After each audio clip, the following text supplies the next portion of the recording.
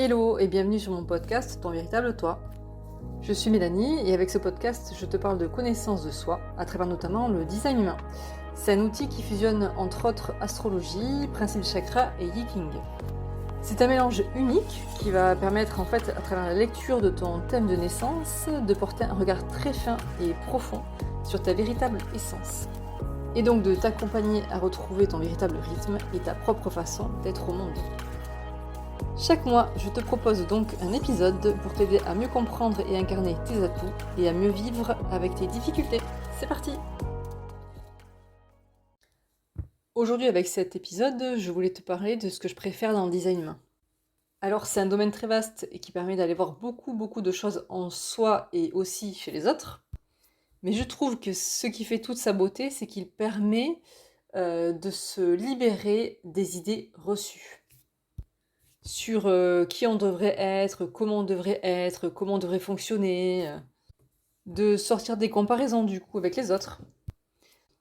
Vu qu'il permet de revenir à notre essence, du coup, on comprend que chacun est unique en fait. Chacun a son propre rythme, sa propre énergie, sa propre façon de fonctionner, sa propre façon d'être au monde. Et qu'il n'y a pas donc une seule bonne façon d'être, mais plusieurs, et que chacun a sa façon d'être à lui bien unique en fait. Et qu'il n'y a pas de standard à devoir suivre pour être ok, pour être quelqu'un de bien, pour être bien quoi. C'est vraiment le mot parce qu'en design humain, il n'y a ni bien ni mal à être ce qu'on est en fait. En fait, une lecture de notre thème de naissance en design humain va nous permettre d'aller voir différentes caractéristiques. C'est-à-dire, quelle est notre façon unique de penser, de recevoir des idées, d'être inspiré, de les conceptualiser, de les exprimer. On va pouvoir aller voir comment on prend nos décisions, quelle est la meilleure manière pour nous de le faire. Ensuite, comment arrivent à nous les opportunités dans la vie, comment on se dirige vers ces opportunités-là. On peut aller voir aussi comment améliorer notre estime de soi, de quoi elle est faite aujourd'hui. On peut mieux comprendre nos peurs, nos anxiétés. On peut aller voir quelle est notre forme d'intuition à nous, très personnelle. On peut mieux comprendre notre sensibilité émotionnelle, comment elle est activée, comment l'apaiser aussi. On va également aller voir comment fonctionne notre créativité, de quoi elle est faite. Et on va également aller voir comment est faite notre énergie. Est-ce qu'on est quelqu'un qui a beaucoup d'énergie? Est-ce qu'on a besoin de plus de repos que d'autres?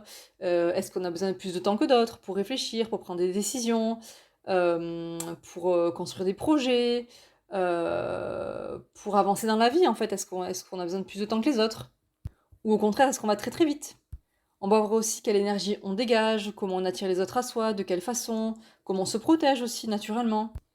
Et donc déjà, rien qu'avec ces domaines-là, on peut aisément comprendre, même sans design humain, qu'on est tous différents à ce niveau-là en fait. Mais ce qui nous empêche d'incarner cette différence, c'est qu'en fait on a beaucoup, il n'y a pas assez de temps pour dire tous les beaucoup, de conditionnement, d'idées reçues venant de l'extérieur sur comment on devrait penser, comment on devrait parler, comment on devrait prendre des décisions, les directions qu'on devrait prendre dans la vie, pour paraître quelqu'un de bien, de raisonné, de logique, de correct, qui convient, etc., etc. Du coup, on met un mouchoir sur ce qui fait notre originalité, notre singularité, les endroits où on n'est pas comme les autres, les endroits où on ne convient pas trop, par exemple dans le monde du travail, où peut-être on va un peu moins vite que les autres, mais on nous fait sentir que ça va pas du tout, qu'on n'est pas correct en faisant ça, qu'on devrait être plus rapide, etc., etc. Du coup, on va s'en vouloir, on va se juger nous-mêmes, et on va accepter des boulots où il faut aller très vite, mais du coup, on va en souffrir, quoi. Ça va être dur de suivre la cadence, ça va, comment dire, faire baisser notre estime de nous-mêmes, parce qu'on va se dire, bah là là, il faut que je sois rapide, ça va pas du tout, n'importe quoi, je suis pas quelqu'un de bien, je suis pas bien travaillé, je vais pas assez vite, etc., etc. Alors qu'en fait, peut-être que déjà, on n'est pas dans le bon travail pour nous, et qu'en plus, ben, peut-être que ouais, on est quelqu'un qui va un peu moins vite que les autres, et alors? Et en fait, tant qu'on n'accepte pas cette façon d'être très personnelle, on va accepter des situations qui ne nous conviennent pas à nous, à notre énergie et aux caractéristiques que l'on porte en fait.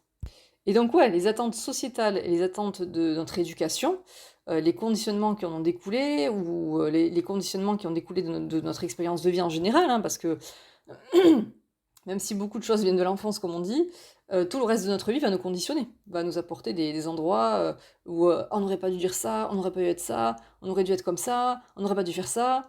Et du coup, on fait que se mettre des barrières, des barrières, des barrières sur qui on est vraiment, en fait. Et on confond qui on est, ce qu'on devrait être, ce qui est bien, ce qui est pas bien. Et on peut arriver même à des moments où on ne sait plus quoi être, qui être, pour convenir, en fait, et pour être aimé. Et c'est là, entre guillemets, que les ennuis commencent et qu'on commence, pardon, à être quelqu'un qui n'est pas nous pour plaire aux autres. Entre autres, il y a d'autres façons de ne pas être soi-même, hein, mais en voilà une que je connais bien, on va dire. Du coup, on va tirer que des expériences ou beaucoup qui ne nous conviennent pas, on va pas comprendre pourquoi ça nous arrive. Enfin voilà, en fait, c'est un cercle vicieux, en fait, et jamais ça s'arrête tant qu'on ne prend pas conscience qu'on a le droit d'être qui on est, comme on est, même si ça convient pas, en fait. Alors je parle pas d'être n'importe quoi, de faire du mal aux autres impunément, c'est pas ça du tout.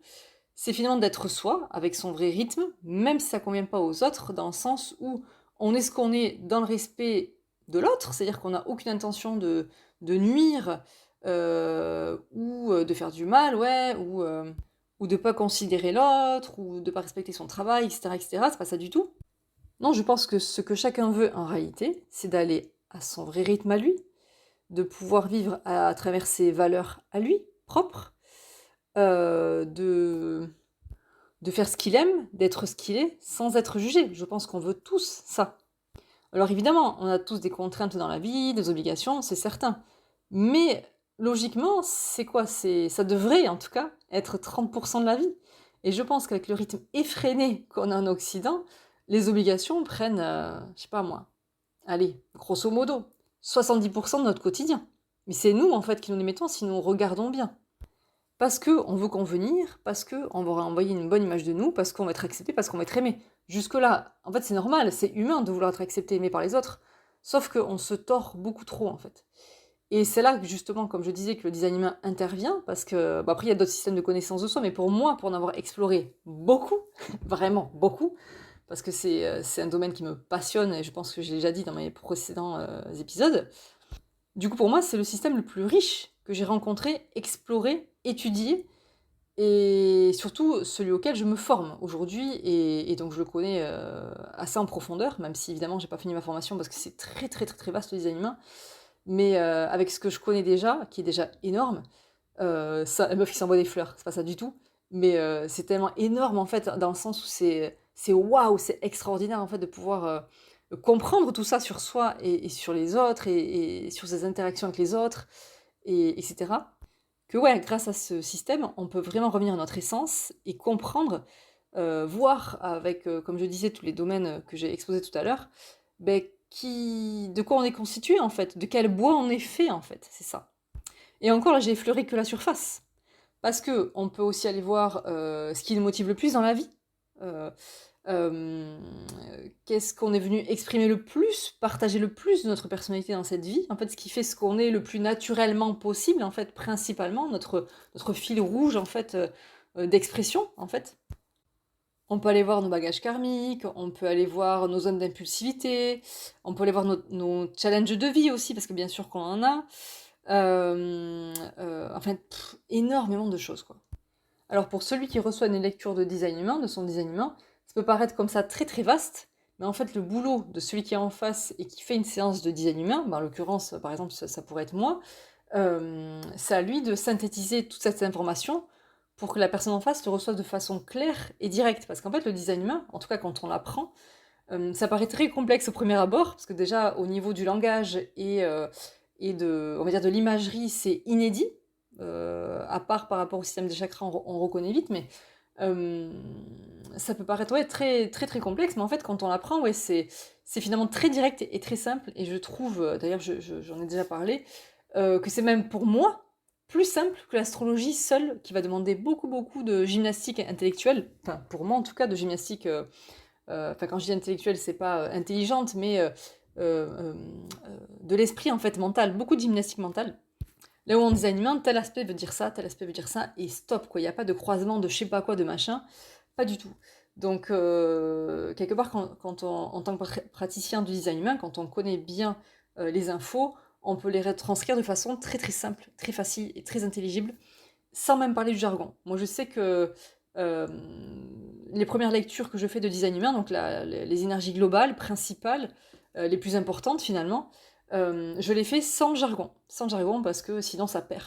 Et surtout, je vais pas faire de séance de 1 heure et demie parce que c'est pareil, ça perd la personne, on sort de là avec, on a retenu 3 infos et ça sert à rien. Alors oui, on peut enregistrer la séance, prendre des notes, etc. Mais comment dire? Mais son design humain, c'est intéressant de le connaître par couche en fait, vraiment, parce que sinon ça fait trop d'infos et en fait on profite pas des bienfaits de ce que ça peut apporter. Parce que bon, en design humain, du coup, il y a la théorie, donc ce qu'on va vous dire sur vous en fait, comment les énergies que vous portez, les détails de votre personnalité, enfin tout ce que j'ai dit tout à l'heure. Euh, et en fait, quelque part, il y a la pratique, même complètement, il y a la pratique, c'est-à-dire on vous a dit comment vous fonctionnez et comment mieux vous écouter, mieux vous choisir, etc. Et en fait, l'idée, c'est après de l'expérimenter dans la vie. En fait, le design humain, on n'est pas là pour dire, hey, tu fonctionnes comme ça, c'est figé. Pas du tout. C'est plus, voilà ce que dit ta carte de naissance, les énergies que tu portes, les traits, les caractéristiques que tu as. Je t'invite à les observer dans ta vie et à voir en fait si ça résonne avec ce que je t'ai raconté en fait. Sachant que bon, en général, une lecture de design humain, ça parle. Pour avoir fait plusieurs lectures, ça parle. La personne, elle se reconnaît, on va dire, à 95%, sans exagérer, honnêtement. Donc après, il n'y a plus qu'à réobserver dans la vie comment tout ce qu'on nous a dit se manifeste, prend forme. euh, et donc, comment ajuster les endroits où on arrive moins à être nous-mêmes, où on arrive moins à exprimer ce que l'on est vraiment, où c'est plus difficile en fait d'être soi. D'être ce soi qu'on porte, cette essence qu'on a mis de côté, parce que comme je disais, on s'est barricadé face aux attentes des autres, de la société, etc. Ce qui fait que, avec tout ça, on peut, comment dire, transcender 1 milliard d'idées reçues sur comment on devrait se comporter en fait, pour être quelqu'un d'acceptable, ce que je disais au départ. Et c'est donc ce que je vais faire avec les prochains épisodes petit à petit. Donc voilà, les sujets vont être assez variés. Parce que je trouve que c'est un angle d'entrée dans des animaux qui va être assez facile et assez compréhensible. Et surtout très très parlante. Parce que je pense qu'on est tous, enfin, c'est même pas je pense, on est évidemment tous conditionnés par la vie, en général, et il y a des endroits où on a du mal à être et à s'exprimer. Et voilà, en allant débunker, comme on dit, ces idées reçues, ça va vous permettre d'avoir des pistes de compréhension sur votre fonctionnement, en fait, déjà, d'entrée. Donc voilà, hâte d'aller explorer tout ça avec vous. Et pour ça, rendez-vous au prochain épisode.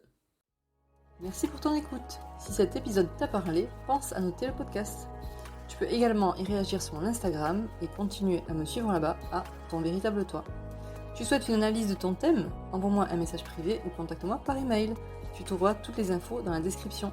À très vite!